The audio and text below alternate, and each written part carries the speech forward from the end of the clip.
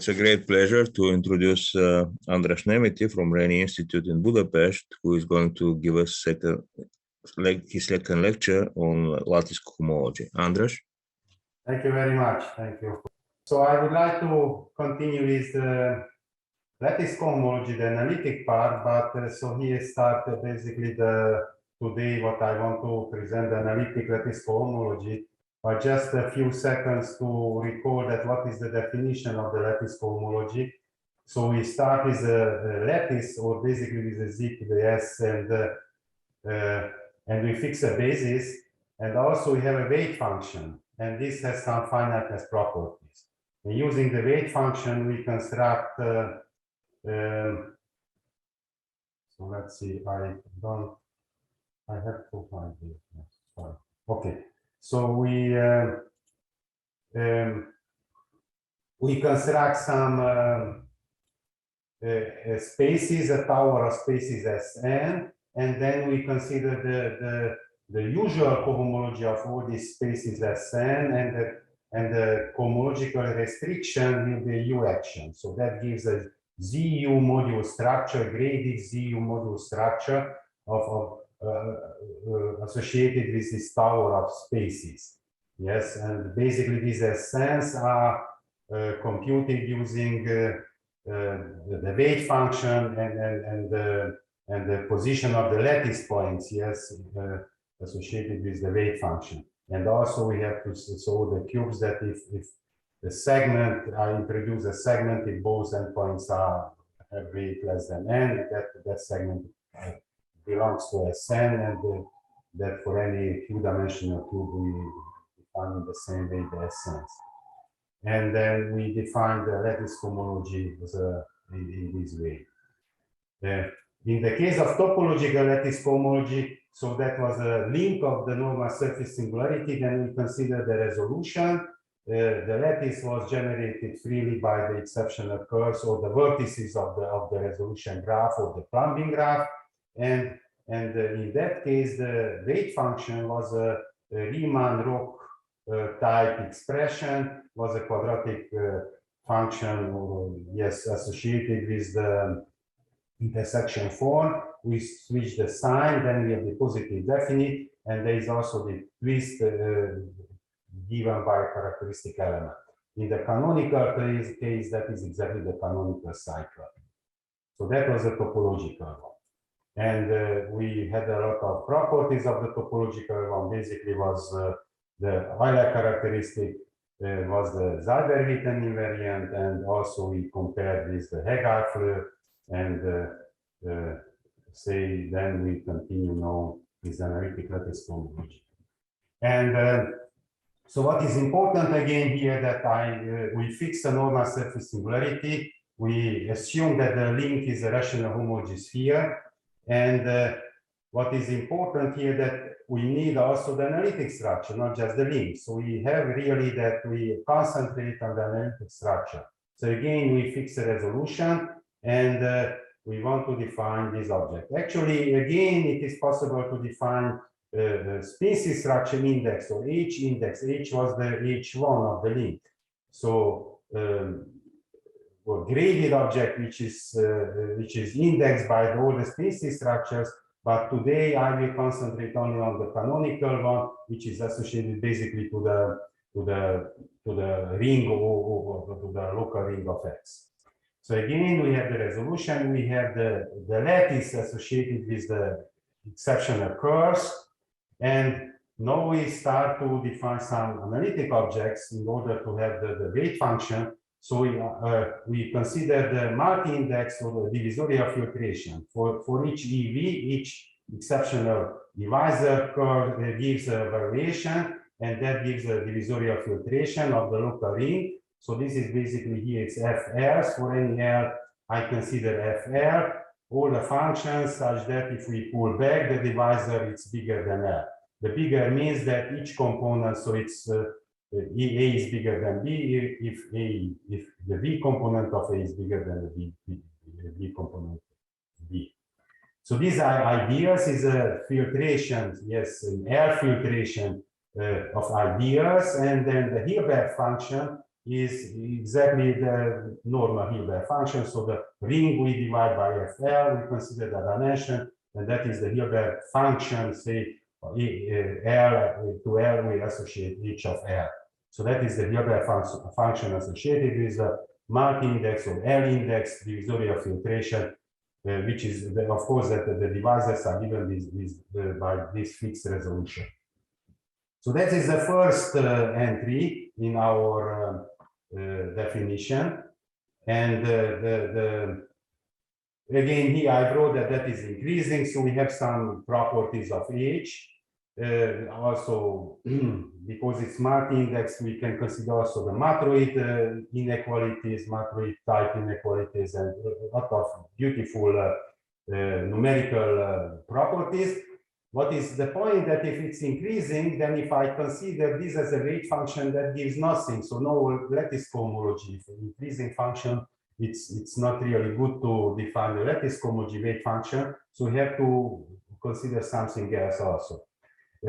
So the second is exactly H1 of the OL. So here, of course, that OL is defined only for effective cycles. So no, I don't consider all the lattice points associated with the L's, only the first quadrant. So we consider the first quadrant, we consider the Hilbert function associated with L, and also H1 of OL, we consider the difference. That is our V0 is the weight function of the analytic lattice cohomology. So we have then the cubical decomposition, we have the fixed basis, we have the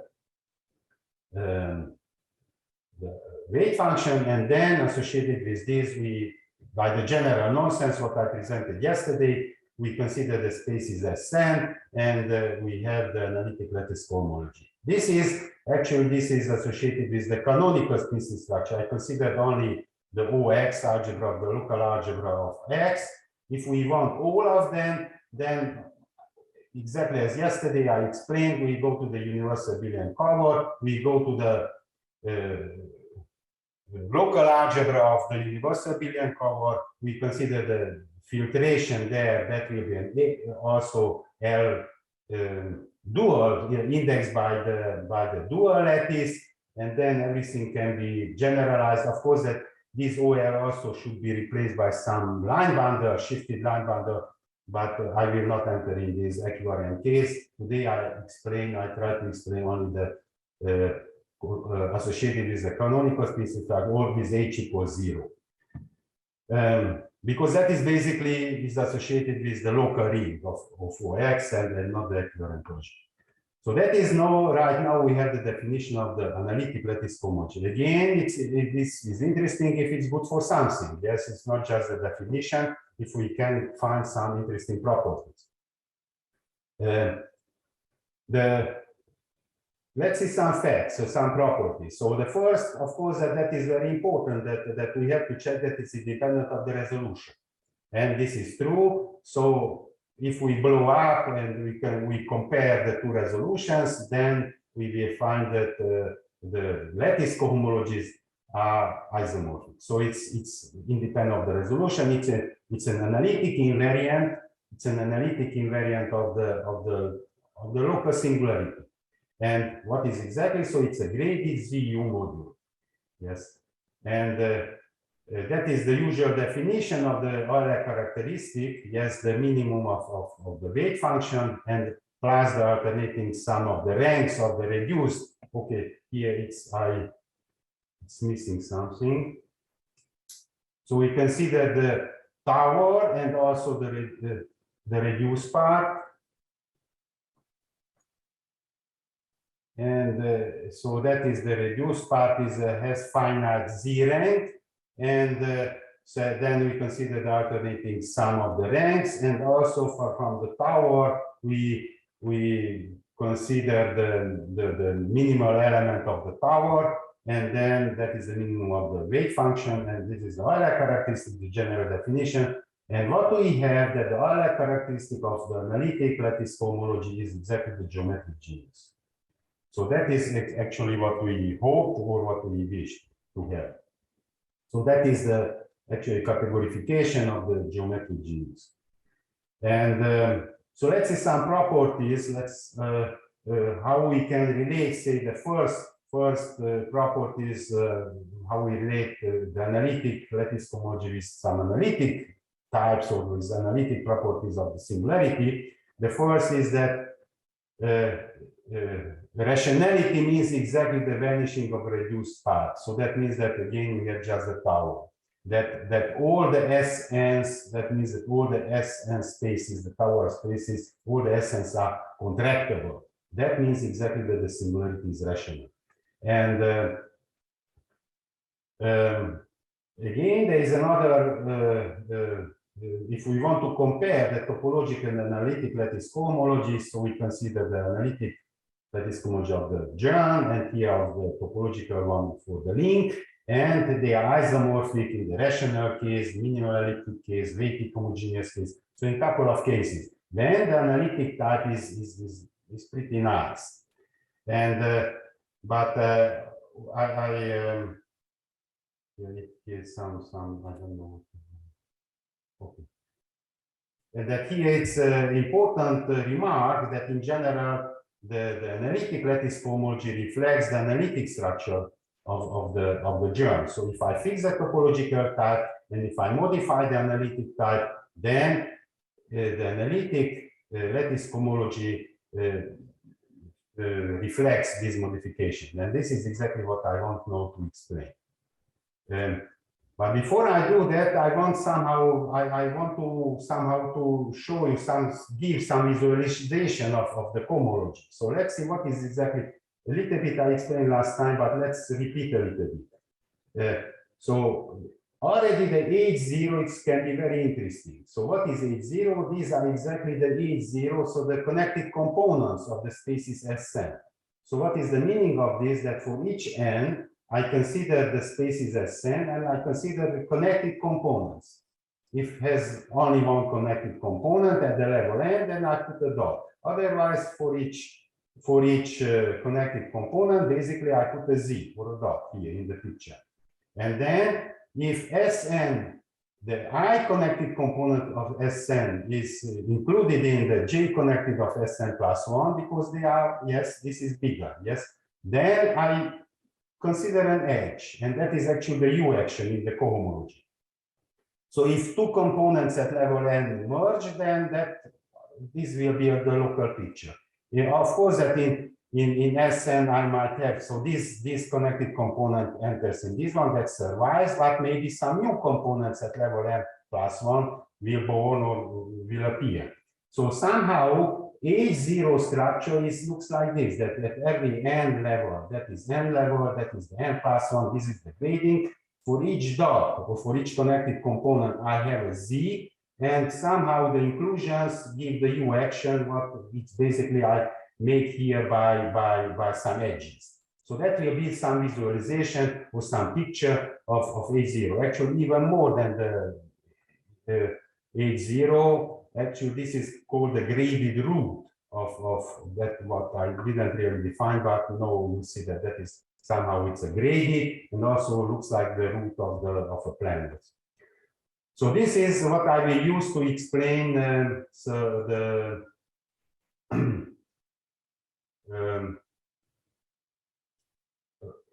differences when I modify the analytic structure. So first, let's see if I want to compare the topological lattice cohomology and analytic lattice cohomology, though the weight functions are rather different. One of them is topological, the other one is analytic. This is the topological, this is the analytic. They can be compared, and if actually it's not very difficult, if we consider this sequence, long, short exact sequence shifts, then we will have that the analytic lattice cohomology is smaller than the topological, the analytic weight function is smaller than the topological weight function. And so this shows that the cube, the Sn spaces associated with the topological type, the subspace is the analytic one. So that gives that for cohomological level, we have a morphism. So we have natural graded ZU module morphism from the analytic lattice cohomology to the topological lattice cohomology. Why I need this one? Because I want to fix the topological type. So that means that I fix here the right-hand side, and I want to modify the analytic.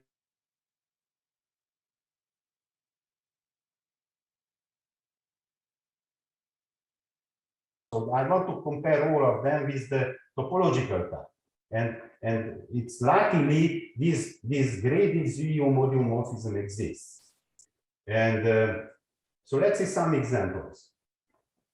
So the smallest, the simplest example already I told you that the rational case. In the rational case, the reduced cohomology is 0. The rational sense of R in PG equals 0. So all the H1, H2, the higher cohomologies are vanishing, and H0, the topological and the analytic one agree, and that is a bamboo. So I have for each Sn is contractible, I have just one Z.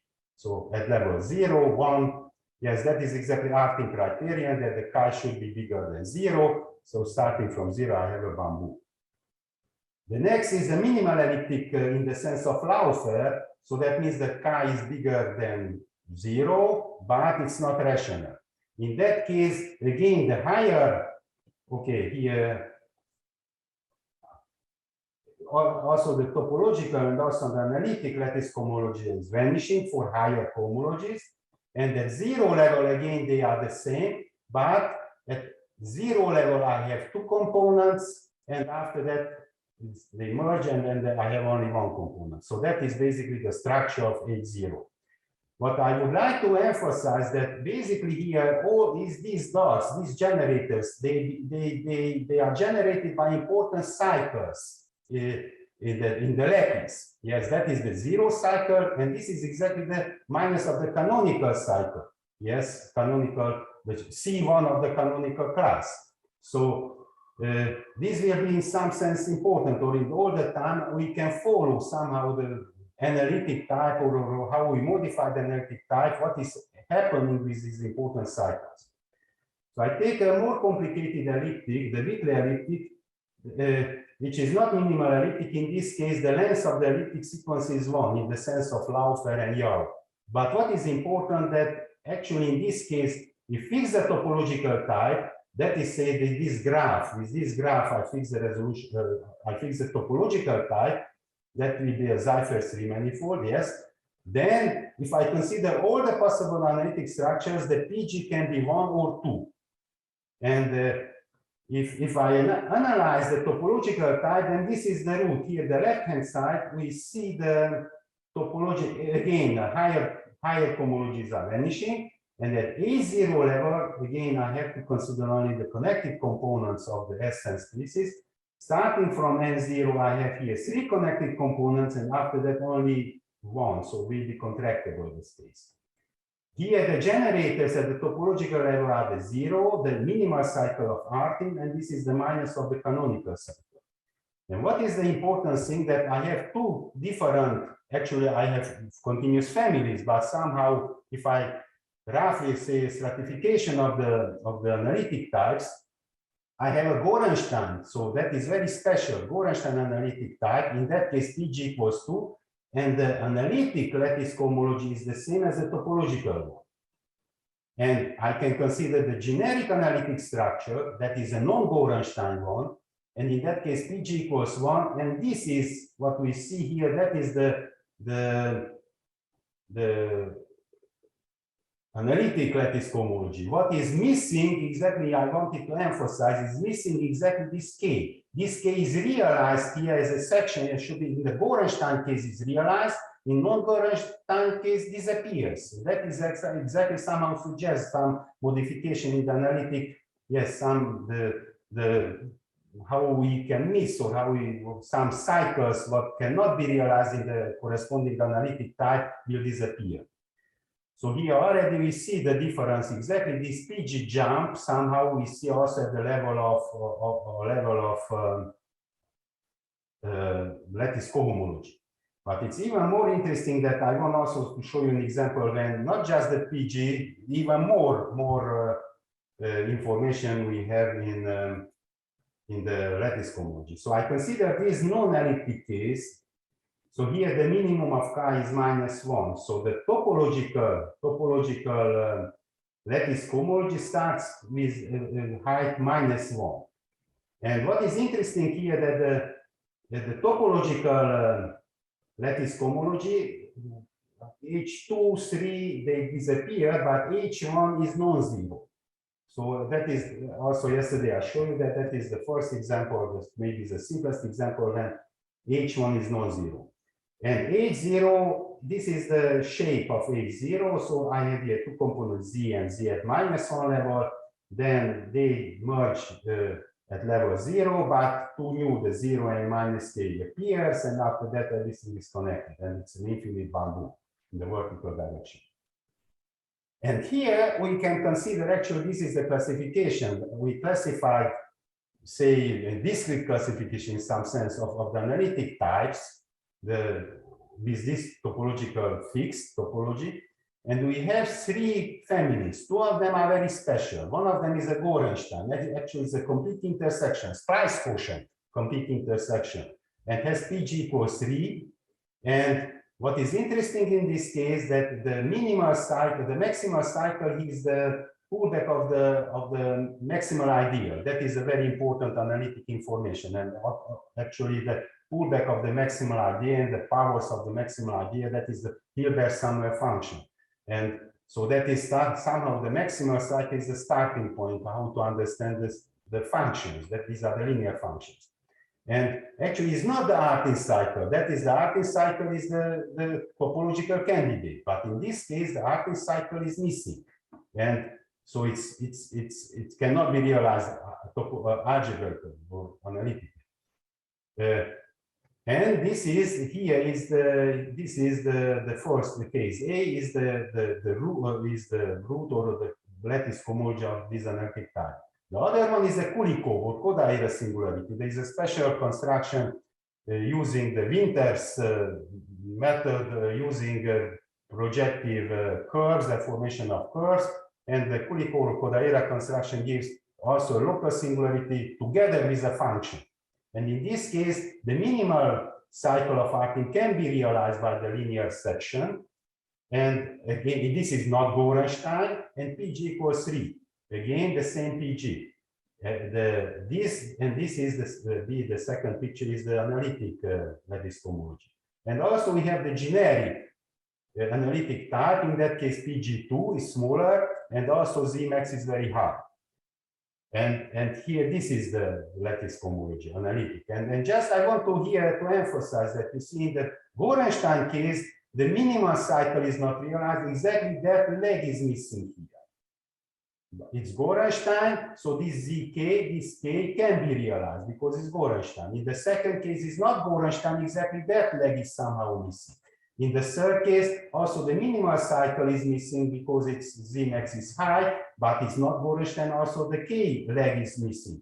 So somehow this analytic lattice cohomology gives a lot of information about the sections of functions, of differential forms, and a lot of information about analytic type.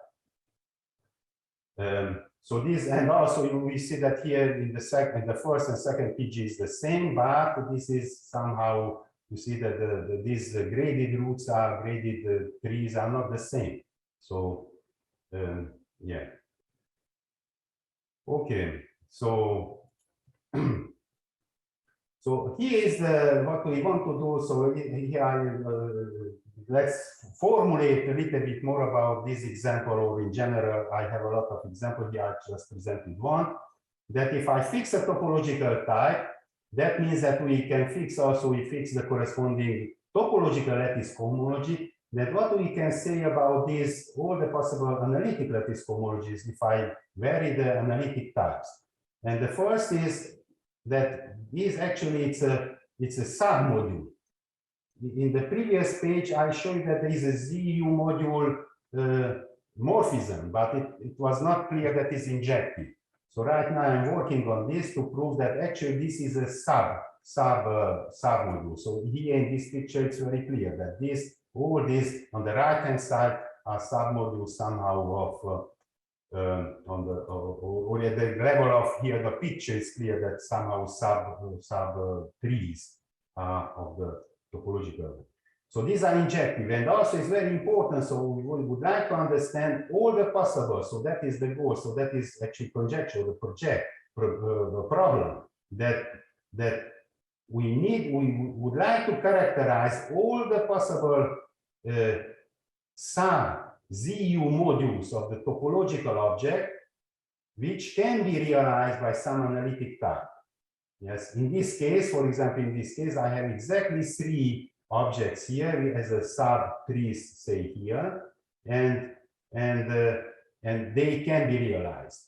And then the question is that if I have in general this topological object as a say here the graded root or lattice cohomology, topological lattice cohomology, if I'm able to characterize all the sub objects, yes, ZU modules, which can be realized by some analytic structure. And I really hope that this will give a very good information about the parameter space of analytic structures and the stratification of the possible analytic structures. The next I would like a little bit to explain a little bit about the lattice cohomology and deformations of singularities. Of course, that here I consider flat deformations, and even for simplicity, I can assume that each xt, yes, has only one singular point, but can be generalized. But let's here to assume that I have a flat deformation of x, and x is normal surface singularity. Each xt is a normal and has only one singular point, which is a normal surface singularity germ. And here, just I remind you that yes, so for each xt, I can consider the geometric genus, and of course that might jump. And then also, if from topological or not exactly topological, but it's another important invariant what we consider in along this deformation is the k square of the canonical class. Yes, of course that in this along this deformation the resolution graph might jump. So that means that the topological type, the graph, we say the minimal graph, it can be very, very different for xt, p non-zero and t zero. So that's usually happening. And but I would like to concentrate on pg, yes, and then also on the k square in each graph gamma t. I consider the canonical class, canonical cycle, k square, and actually k square is not really good. Laufer realized that we have to consider the minimal resolution, and in the minimal resolution to consider the k square. And Laufer proved, for example, if k square, in the minimal k square, constant deformations, also pg is constant, and also we have a very weak simultaneous resolution. So somehow, not at only x deforms, but also at the level of resolution, we have some kind of deformation. So we can compare the lattices, though the lattices and the graph are very different, but there is some possibility to make some functors. And so let's see what are the conjectures. So we have many examples, and in some cases we improve. But that is the general conjecture what I expect. I have a topological version, actually 2 different conjectures, a topological part and an analytic part. In the topological context, so again, I just want to repeat that this is computed in terms of the resolutions, and that is basically it's using the links. We can compute for each t, we consider the link and we compute. So if I have a k mean square constant flat deformation, then what I expect that the topological lattice cohomology is constant. So again, I repeat, the link it's not constant usually, and so the link, the plumbing graph, the resolution graph, even the homology, yes, it's not constant at all. Okay, I'm sorry. So yes, so and again, the canonical, because also h and then also the number of species structures, it jumps. But if we fix the canonical one and we consider flat deformation with this assumption, then h0 of the canonical, yes, topological lattice cohomology is constant. And actually, I know, so we have examples, and for higher cohomologies, it cannot be constant. So super isolated singularities provide examples, counter examples, when this is not constant. So again, here yesterday, I forgot to somehow emphasize something. And here it's a good point, because here I'm working with H0, and it's a very good point not to make a remark. So yesterday I tried to convince you, actually it's a theorem of Zemke, that the lattice cohomology can be identified with the Heegaard Floer. He has a cohomological Heegaard Floer plus version. But actually it's not, they are not isomorphic. Actually the lattice cohomology is more, because the lattice cohomology has this Q grading, which is a Z grading. In the case of Heegaard Floer, we have a Z2 grading. We have an even and odd grading. Yes, and actually that is the correspondence between them, that the odd even grading of Heegaard Floer, it's a summation of all the HQs corresponding the Q is odd or even. So when we have only H0 or H1 or nothing more, then of course it's basically the same information. But when I have also an H0 and an H2, then it's not so clear that. So the H0 information is we cannot read from the Heegaard Floer. So any statement which is formulated for a specific HQ in the lattice cohomology context, that I don't know exactly how can be reformulated in terms of Heegaard Floer.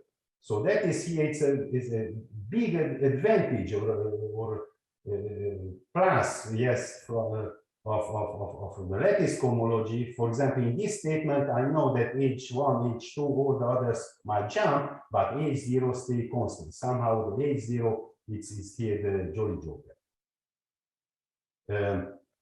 So that is one of the conjectures. And so let's see the other one. That is the analytic version. And so this is the analytic part, and this is the again I consider a flat deformation and now a PG constant. So again the Euler characteristic of the analytic lattice cohomology is the geometric genus. So if of course that if around the deformation I would like to have the constant cohomology, then of course that automatically we will have the PG constant information. So of course that it's very natural then to start with the PG constant flat deformation, and we want to know that if this lattice cohomology will jump or not. And that is the statement here, or the conjecture here, and we verified in several cases that we have a PG constant flat deformation, then the cohomology is constant. And here, not only H0, all the cohomologies, also H1, H2, everything is constant. Yes, so that is here. I just wanted to one example, but of course that it's not so easy to give example, and also the computation proofs for this. But here, just it's a very simple, say, hypersurface case, and I have T is the deformation parameter. And one can check that also this is Newton non-degenerate also for T equals 0. For T equals 0, actually it's a beautiful briscoe, but for T non-zero, it will be not a briscoe, but this then the Newton diagram will be modified, and also the link, the abstract, so the three manifold is very different. For T equals 0, we have on the left-hand side. For T non-zero, we have on the right-hand side. The non-decorated vertices are minus 2 curves. So the also H, it's different, also the H1 of the link, also the link is different, the Milnor number, everything is different. But what is important that this is a K-square constant deformation. And so we have also some simultaneous resolution, and we have also so one can prove that actually the analytic lattice cohomology stays stable along this deformation. I didn't do here that graded route, but if somebody wants, I can show. So this is very important because you see it's in general, even for hypersurfaces, to analyze the deformations that which, say, even the agencies of singularities, yes, that which germ can be, yes, which say, class of hypersurface, say the right equivalence or different equivalences, which one can be deformed in which one, that is a very hard problem. We don't have good invariants which would test the possible deformations, or which would obstruct that this cannot be deformed in that one. So the Milnor number or such, say, numerical invariants are not sufficiently strong. That the Milnor number is smaller or the PG is smaller than the other, that's not enough. We would like to have stronger invariants, like say the spectra, the Varchenkos or Stingling or the Arnold, yes, the criterions that the semi-continuity of the Hodge spectrum. And that is very strong, but still it's not enough. It's that we cannot characterize all the agencies or deformations of singularities using just the spectrum.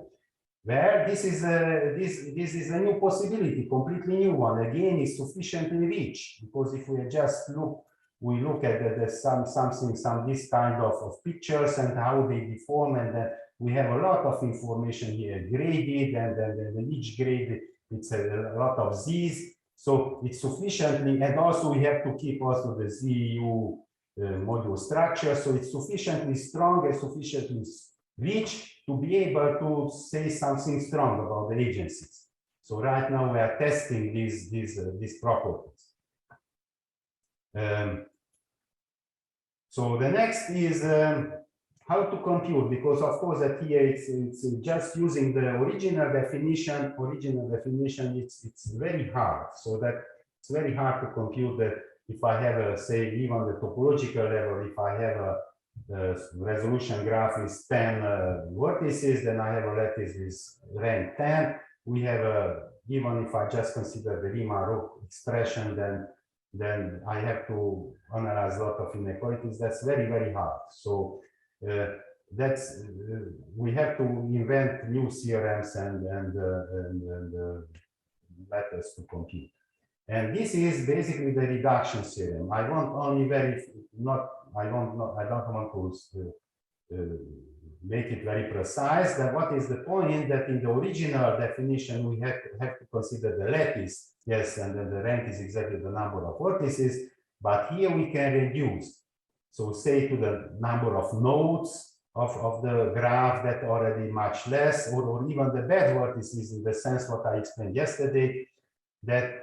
But on the other hand, it's not just the lattice. We have to define the new weight function. So even if I reduce to the nodes, I have to define the new weight function on the lattice points of the nodes, which is by some universal properties, some new cycles, and the chi of the weight function of the universal cycles evaluated, that gives a new weight function. So I don't want to be very precise, but basically this is the reduction theorem, is the method how we can compute. For example, in the case of I have a weighted homogeneous germ, then basically I can reduce everything that is a star-shaped graph. I can reduce everything to the central vertex, that is the one rank lattice. So, but of course that the weight function will be rather complicated arithmetical function, but still it's okay. It looks like the computations of Pinkham, how computed the PG. Basically, it's very similar. So this is somehow one of the methods how we compute in general the lattice homology, also in the topological context, also in the analytical context. The analytic computations are much harder because we really need also the space of functions and the sections for, so also the Heegaard series, the Heegaard coefficients, and also H1 of OS. And they behave rather badly when we consider, say, generic analytic structure. Then, but actually for the generic analytic structure, I know the homology. Yes, so let's comment a little bit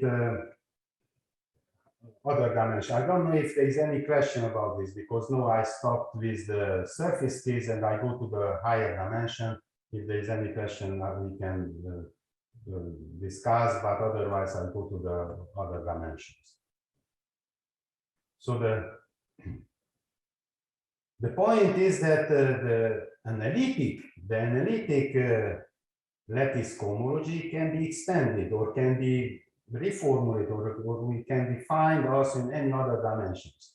In the case of topological lattice cohomology, that was really defined using the plumbing graph of the three manifold.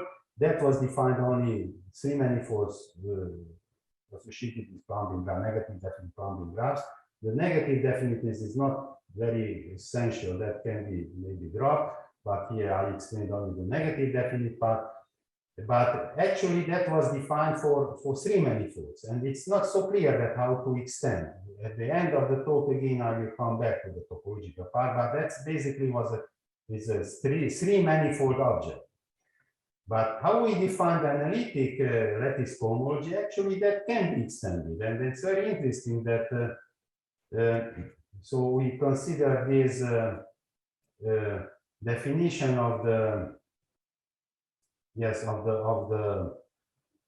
weight function. This is very easily, actually it's blindly can be extended for any dimension, and that's very interesting, because we started with a topology of three manifolds, say some interesting topological invariants, and then we found a good definition, topological definition, which is the analog sum of the lattice topological lattice cohomology. After that, the second step, we found something at the analytic level, which somehow resonates with the topological definition, and it turns out that that can be extended to any dimension.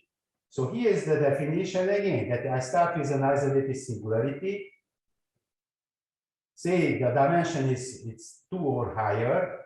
At some point we can also consider the curve case, but here this definition works for higher dimensional, 2 or higher dimensional isolated singularities.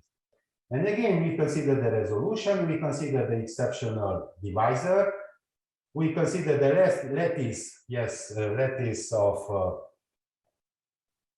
generated by these divisors, the irreducible components of the divisor.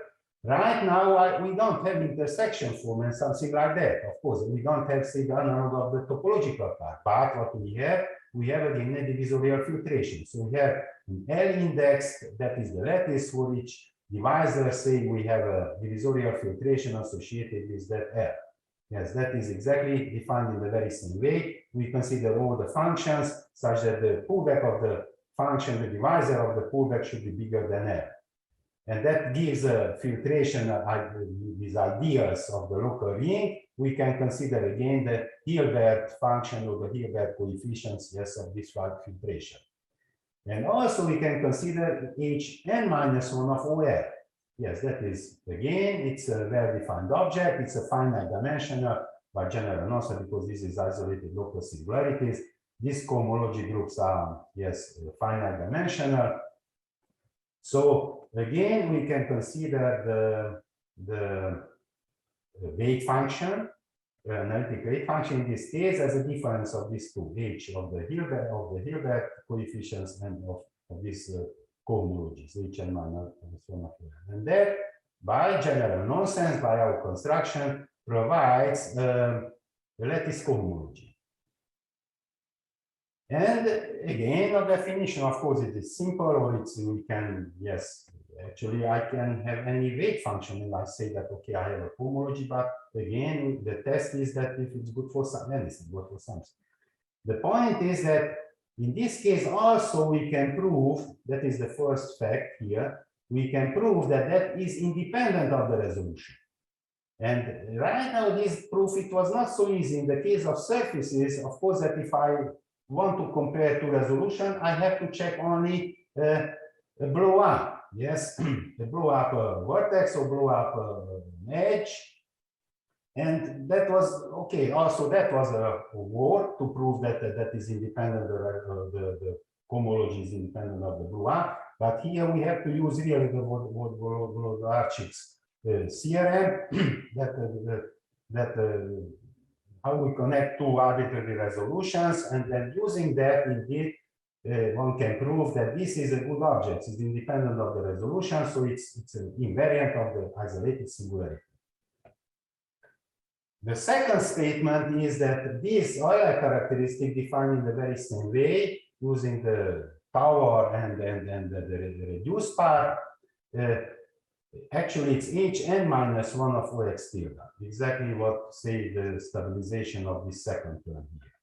Actually, if we want to, say, have some intuition about this, also, I forgot to tell in the case of surfaces also. So this is, so if I have, for example, a hypersurface singularity, then the PG, hypersurface singularity, say, dimension 2, then the PG is the number of spectral numbers in the first interval between 0 and 1 included. So 1 should be considered.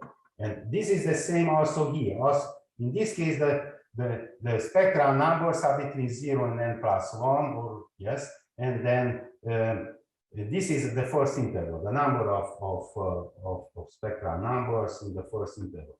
And so this is basically the categorification of these lattice cohomologies, the categorification of this number, or the geometric genus in this sense, the hn minus 1 of OX tilde. And actually, I even I mentioned here that in the case of hypersurfaces, again, using some reduction theorem, one can compute, and in any dimension for weighted homogeneous hypersurfaces, and the analytic lattice cohomology actually it has the same information as the Hodge spectrum. Actually, it's not what I wrote here. Is the Hodge spectrum in that interval. So if the spectrum is, if we write it, in some cases it's written between -1 and n, but doesn't matter. That is just the shift. But this information I have to consider in 0 and 1. Yes. So the Hodge spectrum in the first interval that has the same information as the analytic lattice cohomology, yes, in the weighted homogeneous case for hypersurfaces. And again, even if it's not hypersurface, that is the categorification of, say, of this number or of the PG, and it's independent of the resolution. Yeah. Now, just a few remarks now. So we are now in a completely new situation now. So let's know, I want to say comment a little bit about the topological part. Yes. So again, now I am in a higher dimension, and somehow we have an object. We have a lattice cohomology, analytic lattice cohomology associated with the analytic type. Of course, that here it's not so easy, for example, to test that what is happening when we vary the analytic type, and then what and what we should fix actually if with a fixed topological type we vary the analytic type. Why is this is an interesting question, or it's a hard question? Because in this case the topology is not so strong. In the case of surfaces, the three manifold, the link was a three manifold with a very big fundamental group. And that fundamental group basically, that actually the fundamental group basically classified, except the lens space, so a few examples, provided all the information about the three manifold. So that fundamental group was responsible for the fact that this topology is so rich. In this case, the topological type of, yes, the link is a 2n minus 1 dimensional manifold, but it's not a very, of course, that say even in the case of hypersurfaces, that is n minus 1 connected, and it's high, very much, it's actually even can be a sphere, or yes, in some cases, even in Briscoe cases, X can be non-smooth, but the link can be the usual sphere. So it's not so clear that how we should compare them. So it's not good that let's fix the topological type and see what is happening when I vary the analytic structure, because the topology is not sufficiently strong. So that's why also here it's hard to see that what exactly we have to fix and when we want to consider the variation of the analytic structure. Again, that is the first comment. The second comment, that the very beginning when I started yesterday, basically I started with something, the topology, and I was hunting, I searched for something at the analytic side. Yes, but now we are exactly the opposite, that in the higher dimension, I have something in the analytic type, and I want to see what is its topological type. And again, I repeat that the link is not sufficient, it's not good. It's not sufficiently strong to formulate anything on the left-hand side. But of course, that now if we go to the, I don't know, to the topology, we know that even in singularity level, singularity theory, that the additional information, probably what we should add, is the contact structure. So the link, the deformation type of the link, and additionally the contact structure, what is induced by the Stein's by the analytic type, that it's a good it's not totally topological, but as a contact information. The link together with the canonical contact structure is a good invariant. And actually we know that in the case of Briscoe, Ustirovsky proved that this information, the link and the contact structure of the link in the case of Briscoe, from that information, we can recover the coefficients of the Briscoe x to the a, y to the b, c to the so to the exactly the Briscoe information. So that even the say equisingular analytic type. So that is probably the right object in the higher dimension. Maybe I have to mention also that one, that why we didn't consider the contact structure in the case of surfaces. Actually, the truth is that in that case, actually with Popescu-Pampu, we proved the theorem that in that case, because of the link is very sufficient, the fundamental group is rich. So the link already is it's a very strong invariant. The link already, using the junction formulas from the link, we can recover the canonical contact structure. So in that case, the link or the link together with the canonical contact structure induced by any analytic structure, it's the same information. So it's no need, it was unnecessary to discuss from this point of view about the contact structure. But in higher dimension, actually, it's very important. And also there are some new articles of McLean and other topologists and in symplectic geometry that they really use this new information, the link additionally, consider the contact structure and that. So that is what we expect here, that what we have to add if we want know the pair, again to recover the pair, the topological pair of the analytic object what we already considered. So this is, I would like to see that indeed, what is the topological pair of here on the right-hand side, I have the analytic lattice cohomology in any dimension. We have the Euler characteristic which gives the PG, and then we ask for the topological version, and I don't know right now here, the middle picture is some lattice cohomology associated with the topological, the link together with the contact structure.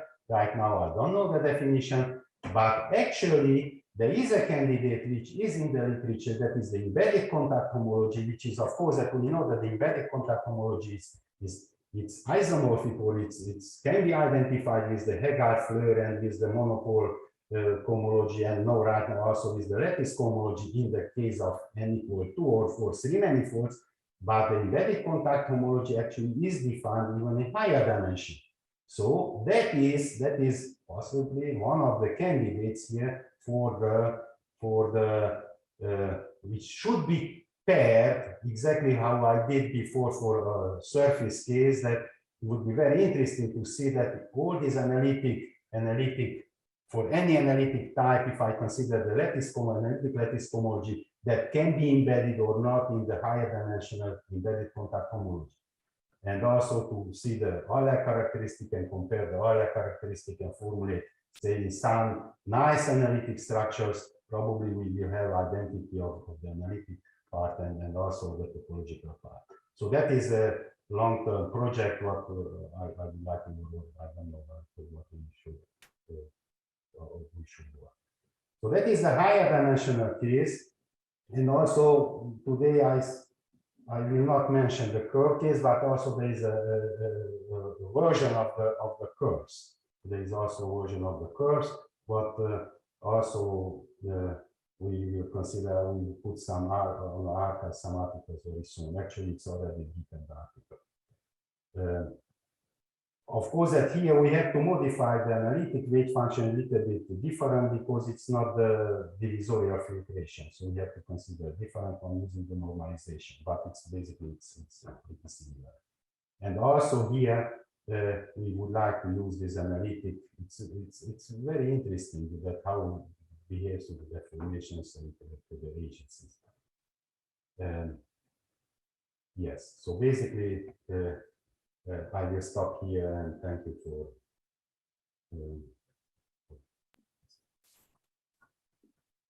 Any questions? Can I ask you some question? Yep. Yeah. So you characterize this rational surface singularity by using this lattice cohomology. So can you also characterize log canonical singularity or Dubois singularity using these two? Which singularities? Log canonical singularities or log canonical in which dimension? In dimension 2? Yeah, surface case. They are all rational. Rational or this or log canonical. They are rational or elliptic. Yes, sure. That is very easy. So that's exactly the point. In the case of minimal model program, you use singularities, somehow not very strong singularities. That is exactly the point in the essence of the minimal model program, that you have mild singularities. So from this point of view, you can characterize all of them. Also, Dubois singularity. Yes, so it's sorry. so AD, so it's you can all the quotients are say rational singularities, and so they can be you see them, but what is the point here if you go deeper? So say not just say rational or minimal elliptic singularities, weakly elliptic or even non-elliptic singularities. Yes, then it's the classification is harder and harder, and then this is a good invariant probably for both. So those the terminal, canonical, log terminal, they are from this point of view they are so not. I don't want to say easy, but they can be characterized. We see all of them. So it's you see from this point of view all the rational singularities is this bamboo.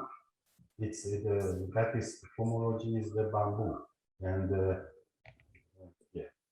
Then, I mean, you also mean that Dubois singularity also can be characterized? Which one? Dubois singularities? The Dubois? Yeah. They are rational. Yes. Dubois singularity, I mean, in general. In any dimension. No. In surface case, Dubois singularity can be non-rational. The ADE singularity. No, Dubois, not Dubois. Dubois. Sorry. Probably yes. It's probably the Dubois also because they have. So you see the PG of Dubois is very. Of course you can do it, no problem. Dubois it's also. Yeah. I see. Yeah. So it's they are very somehow from the point of view of the say the cohomological cycle is very small in those cases. PG is very small, you can understand immediately the PG. And this is, yes, the geometric genus. Also the Dubois, I see. Thank you. Is there any, I mean, do you think then using this tool, one can also generalize kind of over the Bogomolov-Yau inequality using this tool? Is it? It is related. It's very interesting that it's so you see we consider the super isolated singularities, yes, and actually that was the original, so the projective on Bogomolov-Yau inequality, that we consider the projective curve with singularities. We consider a cone over it, that is a non-isolated singularity and of degree d, and then we added some generic term with d plus 1. And that is called super-isolated singularity. And actually, some inequality of this, using these graded roots, actually some properties of the graded roots can be connected with the Bogomolov-Miyaoka inequality. So this information contains a lot of information, exactly like, say, the spectrum inequalities. That is a lot of inequalities. Also, this contains a lot of information, and I'm sure also, because I know that case, that also for a very specific singularity, if I apply already, I see the Bogomolov-Miyaoka for projective curves. So it's related, I'm sure. Thank you. So can one do proof of semi-continuity of spectra in terms of lattice cohomology? No, they are not totally the same. So they are not. They are somehow independent. They are similar, but they are not. They are not the same. So it's not. So somehow, from if you know the semi-continuity of the spectrum, you cannot prove something similar here. Or using this, you cannot recover. So they are a little bit independent, but for some specific families, they agree, but exactly for super-isolated singularities, the inequalities what we get from the topological lattice cohomology, it's a little bit different than the spectra, the semi-continuity of the spectrum. All right, let's thank András for the nice course. And so we'll proceed this afternoon. Thank you.